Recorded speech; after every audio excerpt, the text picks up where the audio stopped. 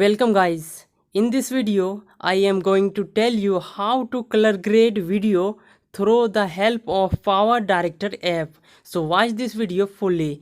First of all, add a video layer on the powerdirector app. Then click on the video layer app and click on the pencil icon.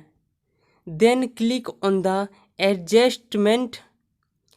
After that, click on the brightness and adjust brightness according to your video. Increase and decrease according to your video. Then click on the saturation button and increase it according to your video, how your video needs it. So after that, go to the contrast button and according to your video, increase or decrease.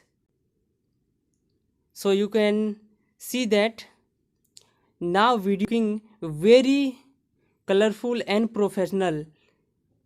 You can adjust according to your video.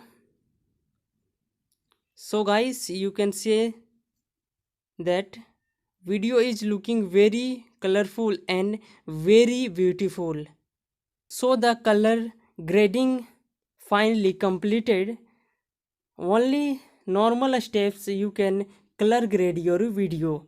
So like the video and subscribe the channel for more this type of videos. Thanks for watching guys.